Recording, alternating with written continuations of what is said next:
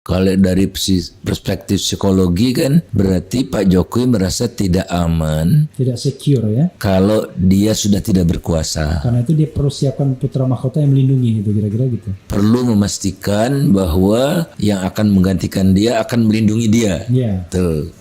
Ya karena dia barangkali pengen Prabowo jadi presiden pengganti dia aman. Pak Prabowo saya rasa akan memenuhi Tadi komitmennya untuk tidak mengutak-atik. protection. Ya karena sama-sama bermasalah juga kan. Jadi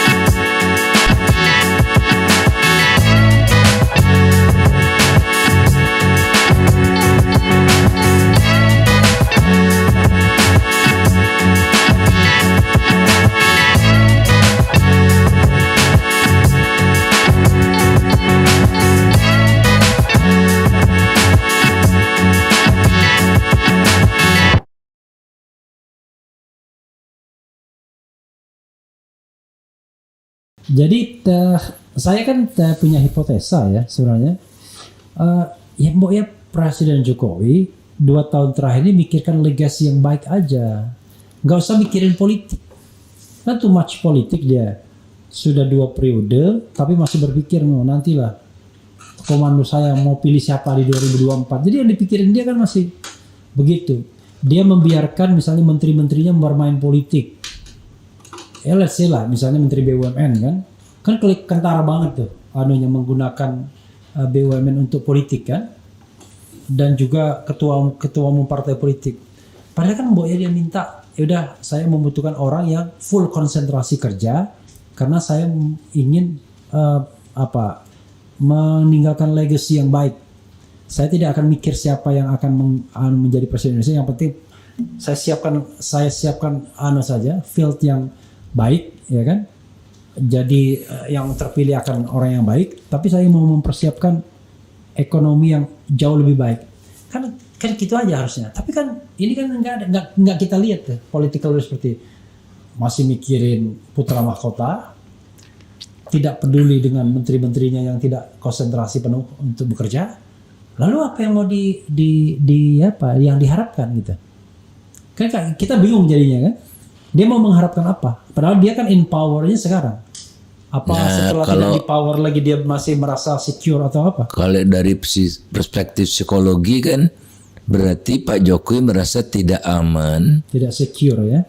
Kalau dia sudah tidak berkuasa. Karena itu dia perlu siapkan putra mahkota yang melindungi itu, kira-kira gitu. Perlu memastikan bahwa yang akan menggantikan dia akan melindungi dia. Yeah. Tuh. Atau yang lebih positif lagi, yang menggantikan dia akan meneruskan rencana-rencana besar dia, misalnya ibu kota baru, ya akan diteruskan dan sebagainya gitu. Nah kemudian sudah lumrah itu politisi punya keinginan untuk mewariskan kekuasaannya kepada orang dekat dia, ada kaitannya juga dengan security itu. Jadi ada dari dia ke istrinya, kemudian ke anaknya, ya, gitu-gitu itu pada umumnya seperti itu. Hampir semua partai politik begitu.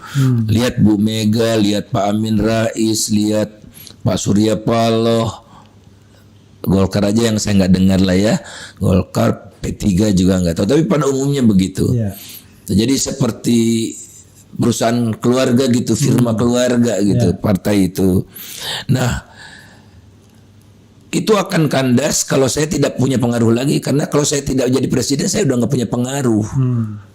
Barangkali rakyat juga udah lupa. Jadi kalau anak saya mau maju di Jakarta ntar nggak ada yang bisa bantu itu. Iya. Selesai saja sampai Solo gitu. Ya, nah jadi memang ada apa namanya insting politik untuk seperti itu. Ya, banyak juga sebetulnya yang tidak seperti itu ya. Nah jadi yang bagi saya itu insecurity itu, karena sebetulnya saya misalnya ya diminta Kejaksaan Agung itu untuk jadi saksi ahli kasus minyak goreng, dan saya menolak. Iya. Karena menurut saya yang membuat kerugian negara ya presiden sendiri gitu ya. Jadi yang harus jadi tersangka itu presiden. Pusing orang kejaksaannya itu. Jadi nggak jadilah saya jadi apa saksi ahli itu sama ya. kereta cepat juga kan, perpres dulu. Ya jadi banyak sebetulnya masalah-masalah hukum yang di-trigger karena kebijakan itu. Jadi kereta cepat juga setidaknya tanggung jawab dia sama Bu Rini gitu kan, karena itu tidak lewat proses yang benar gitu. Menteri yang bertanggung jawab tidak dilibatkan gitu. Tidak ada good governance-nya. Good governance jauh. Nah, jadi yang kemudian itulah Pak Jokowi juga yang create masalah-masalah ini, misalnya food estate diserahkan ke Menteri Pertahanan, apa urusannya gitu kan? Ya karena dia barangkali pengen Prabowo jadi presiden pengganti dia aman. Pak Prabowo saya rasa akan memenuhi memenuhi tadi komitmennya untuk tidak mengutak-atik. Ya karena sama-sama bermasalah juga kan. Jadi biasanya orang bilang nggak keliru. Menhan itu kan bukan Menteri Pertahanan tapi pertanahan. Bukan Menteri Pertahanan juga, Menteri Tahan Pangan. Nah, jadi salah seperti itu, dan dia membiarkan, sebetulnya kan nggak tahu ya, orang bisa berubah barangkali. Saya ingat saya ikut kampanye Pak Jokowi 1:30 malam itu di satu hotel gitu, dia berjanji menandatangani 2014 surat 2014. Karena kalau abang 2019 masih ikut kampanye agak kebangetan. Tetap saya tidak menyesal gitu memilih Pak Jokowi. Karena 2014 kan kita berhadapan dengan dua orang kan. Satu Pak Jokowi yang kita belum kenal paling tidak kan, dengan yang satunya yang kita sudah kenal sebagai penguasa Orde Baru yang kira-kira. Setelah kenal pun saya tetap pilih Pak Jokowi. Gitu. Karena bagi saya ancamannya lebih besar kalau Prabowo jadi presiden, itu aja. Kalau saya pilih presidensial threshold 0%. Itu ya makanya. Jadi ya oleh karena itu tidak bisalah kita bernegara seperti ini terus kan. Dan MK unfortunately nggak paham tuh ancaman bernegara yang begini ya. Dia paham sih, tapi karena dia sudah merasa secure paling tidak sampai 70 tahun ya. Tapi kita kan nggak boleh hopeless juga kan. Jadi, kalau hopeless kita nggak datang ke sini nih. Kita ini ingin menjadi bagian dari yang problem solver, bukan yang creating masalah baru gitu. Oke Bang, abang terakhir ini coba abang tawarkan beberapa solusi yang agak singkat-singkat biar mudah diingat, tetapi tentu kan nanti kan perlu dielaborasi itu soal lain gitu. 1, 2, 3 apa yang abang pikirkan soal solusi berbangsa dan bernegara, soal ekonomi dan soal lainnya yang juga penting. Ya kalau saya mulai dari belief dulu lah ya. Belief bahwa demokrasi itu akan menghasilkan kesejahteraan yang lebih baik. Akan meningkatkan angka harapan hidup, akan menurunkan angka kematian. Pokoknya demokrasi does affect growth. Karena sampai sekarang masih ada yang beranggapan enggak, demokrasi terlalu mewah buat kita. Ya. Oleh karena itu kita bangun dulu, nanti kuenya udah besar, bagi-baginya kan lebih banyak. Padahal Nah, masalahnya teorinya itu seperti itu, tapi kuenya nggak pernah besar langsung dibagi, masih kecil aja udah dimakan mereka semua gitu. Jadi oleh karena itu demokrasi harus kita rawat. Oke. Kalau demokrasi kita tidak bisa rawat, kebebasan kita terancam, kita tidak lagi bisa dialog seperti ini. Iya. Itu yang harus kita pertahankan, Iya. yang harus kita jaga, karena itu tidak ada nilainya. Iya. Kita tidak bisa berbuat Dan apa-apa. bahkan sekarang demokrasinya dalam ancaman kan? Betul, makanya saya bicara tentang demokrasi ini. Iya, ketika kita salah ngomong sedikit, udah mulai nih ada buzzer-buzzer yang mulai mau mengadukan. HP kita bisa diakses walaupun urusan privat. Iya. Jadi ini nggak ada urusan privat, urusan publik lagi. Sekarang nggak ada jelas, nggak ada batasnya. Nah ini kita harus perjuangkan mati-matian untuk ini. Jadi demokrasi apa? Must prevail ya kan? Nah, kemudian kedua, saya melihat sekarang social mobility itu rendah sekali. Jadi orang baik tapi tidak bisa Naik. mobilitas ke atas karena ditutup aksesnya sama sistem itu, oleh sistem itu, oleh sistem oligarki, oleh politik turunan itu politik dinasti gitu-gitu ya. Nah jadi kuncinya social mobility. Oke. Seperti alhamdulillah, nggak tahu ya Bang Refli, tapi kalau saya datang dari keluarga yang sangat tidak berada, tapi alhamdulillah saya bisa mengecap pendidikan berkualitas. Iya. Dari SD sampai perguruan tinggi, bahkan negara membiayai saya untuk sekolah ke luar negeri.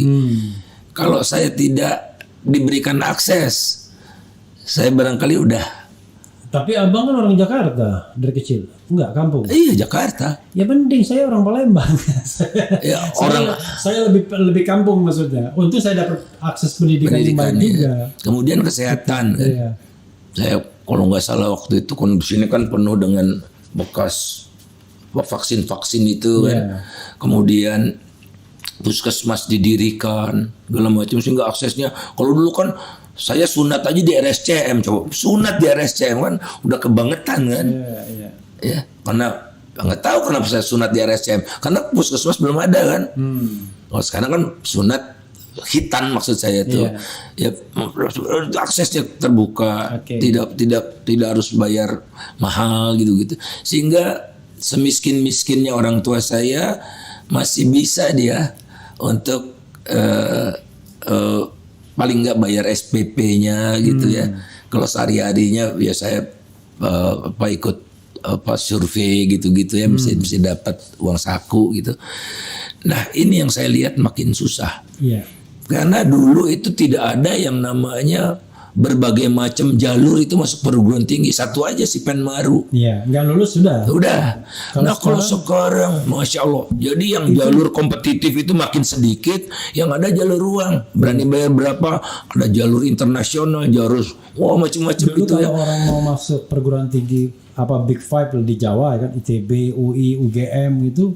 Wah itu pasti prestisius kan? Ya, nah kalau kita lihat jadinya orang kaya lah yang menikmati subsidi lebih besar, orang miskinnya di swasta. Jual tanah barangkali atau apa. Sama itu sekolah SD, SMP, SMA juga begitu kan? Nah, karena bisa tes, les. SMP, SMA negeri itu dianggap prestisius, maka yang masuk orang pandai kan?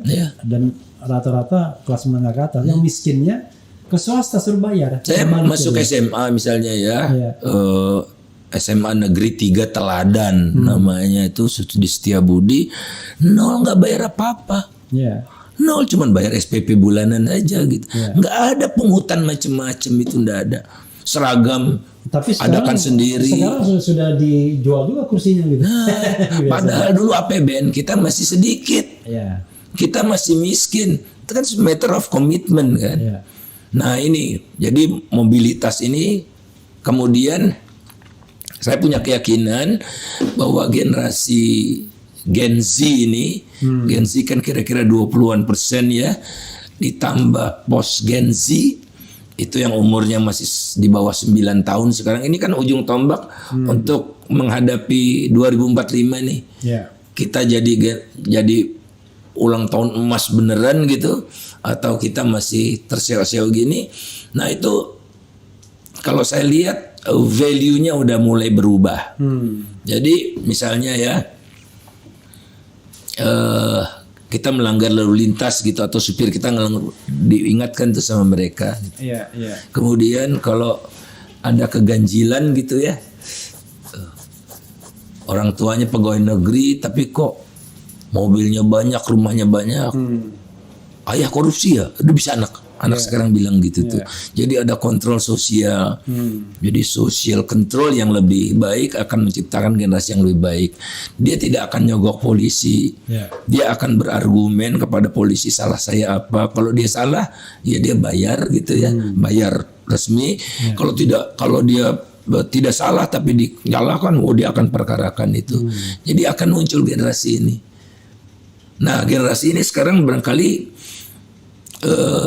sedang merunduk.